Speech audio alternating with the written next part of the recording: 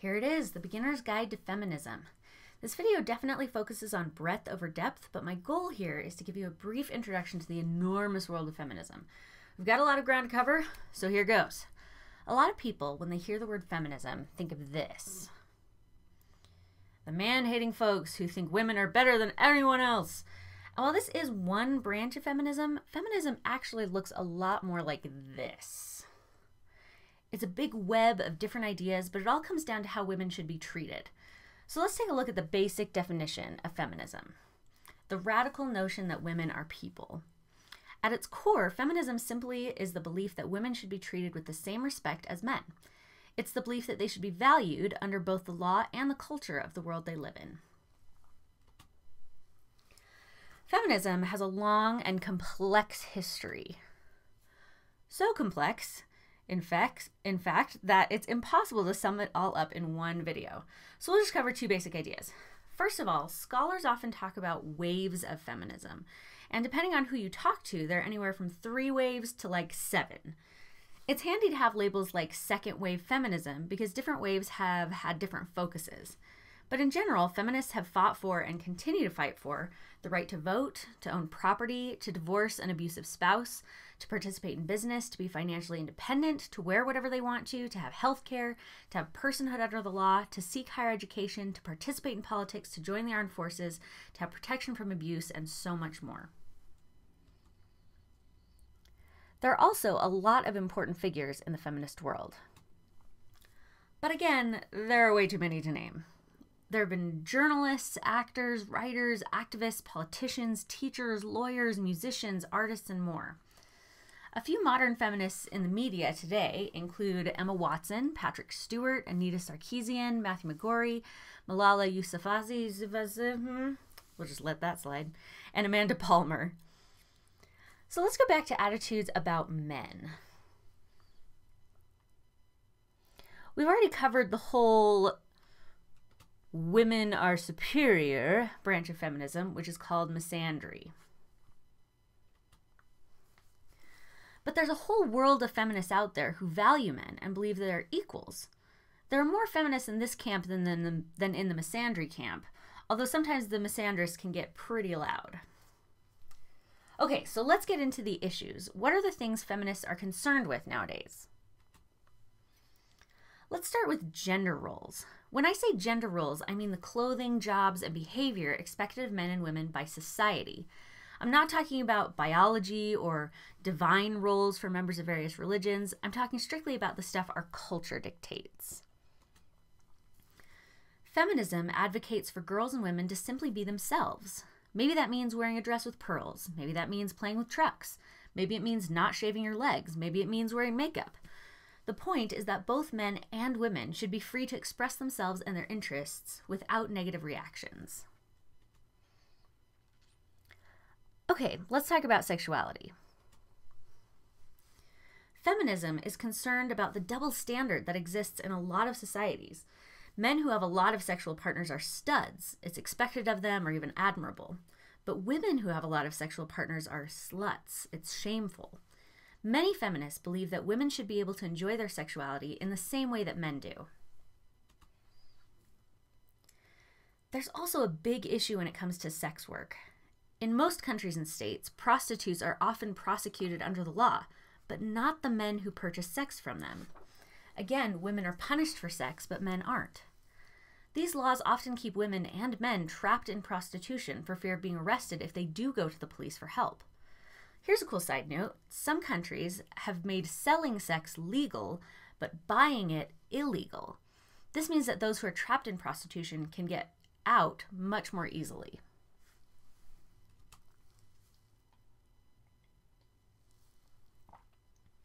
Now we've come to a huge branch of feminism, and that's rape culture. A lot of feminist ideas are tied to rape culture. Rape culture is anything that creates a world in which rape is normalized, a world where no means yes, or where the protection of women is taken lightly. Here are some of the ideas surrounding rape culture. First, we have a lack of prosecution of sexual offenders. It's notoriously difficult to gather statistics about rape, but according to data gathered by the Enliven Project, the statistics are pretty heartbreaking. Out of 1,000 rapes, only about 100 are ever reported. Of those 100 reported, only about 30 rapists face trial. And of those who face trial, only about 10 are jailed. Many rapists don't know that they're rapists because of our culture. And if they do, it's pretty safe to say that they'll get away with it. And out of 1,000 rapes, only about 2 are ever false accusations. Another issue that contributes to rape culture is not believing victims. False accusations are extremely rare. Again, only about 2 out of every 1,000. Yet, as soon as we hear of a rape accusation, our culture decides that the victim might not really be telling the truth. It does whatever it can to discredit the victim, to paint her as an idiot for going to that party, to question her honesty, or to ask her what she was wearing. And all of this removes responsibility from the rapist. Modesty is an interesting issue, especially for those of certain religions. But the basic idea is that what she's wearing doesn't matter. Rape is rape. There are 2 movements related to modesty worth mentioning.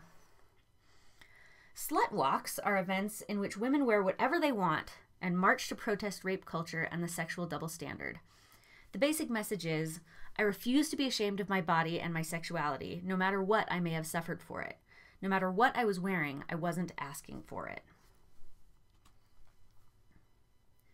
Another recent movement is Free the Nipple. There's this weird double standard when it comes to nipples. Boy nipples are fine, but girl nipples are pornographic. The Free the Nipple movement tries to point out that breasts are not inherently sexual. It's just our culture. If we can normalize breasts, we won't have that double standard. And women can breastfeed in public without everyone freaking out. Street harassment is another big part of rape culture. Women walking down the street have the right to be seen as people, not as sexual objects. Catcalling is not a compliment, and it often makes women feel unsafe. Here's one of the most complex parts of rape culture. In romantic comedies, in TV shows, in books, we've created a world where a man pursues a girl and she turns him down, so he pursues her harder, and eventually she willingly gives in and they live happily ever after. The problem is that in the real world, when a woman says, I'm not interested, she generally means it. But men are taught from the media that I'm not interested actually means I'm playing hard to get and you should just try harder. So men try harder, and the women who really aren't interested are basically assaulted or harassed. Movies, books, TV shows, magazines, and advertisements often portray women as sexual objects instead of 3-dimensional characters with thoughts and feelings and desires.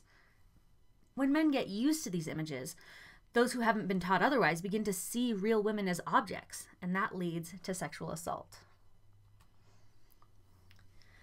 Speaking of the media, let's move on to representation. Feminism asks, how are women portrayed on screen, stage, and page? Are they representative of real women in both looks and behavior, or are they just eye candy, there to help the male storyline along?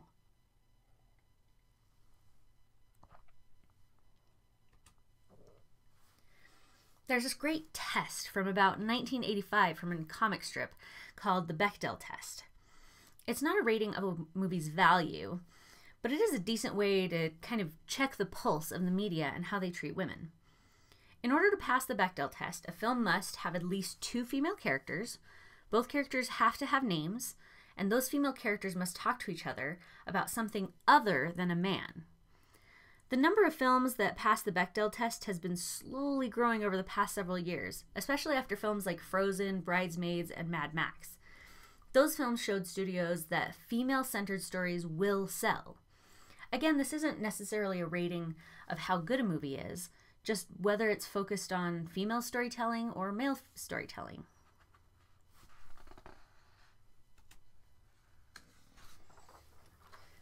How are women represented in government? Right now, women make up only 20% of Congress, even though they represent over 50% of the American population. And we've never had a female president. Well, how about the private sector? Are women in positions of leadership? Do they face bias in certain fields like engineering, science, or medicine? And here's a big question. In those private sector jobs, feminism asks, are women being paid equally for doing the same exact jobs? It seems like they should, but sadly, the statistic is that on average, a woman earns 77 cents for every dollar that a man does doing the same job. Some people argue that women make less in take-home pay because employers are paying more for two things: parental leave and health care. But the reality is that parental leave is pretty rare for both men and women, at least in the United States. Providing paid parental leave would allow men and women to share child-rearing and breadwinning responsibilities equally, and it would especially help women in the workplace who need to take time off for having a baby.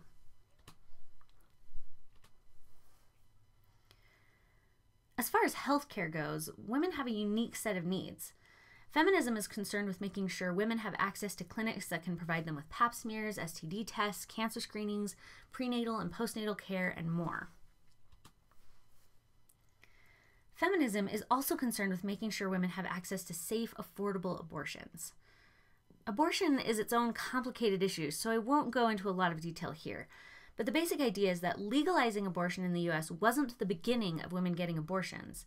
It was the end of women dying from unregulated abortions.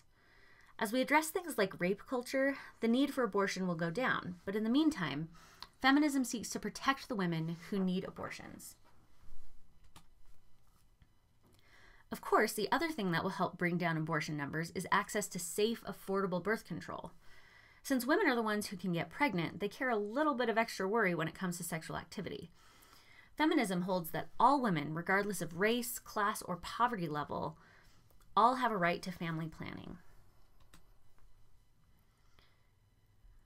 Another thing all women should have is access to safety. Feminism is concerned with making sure that all women have access to resources that will help them escape and recover from abusive situations. That means a place to stay, childcare, job training and placement, anything to help them get back on their feet. We're almost done covering the big ideas, but there's one more big idea we need to touch on. Intersectionality is a fancy way of saying we recognize that issues of gender equality are closely related to other equality issues.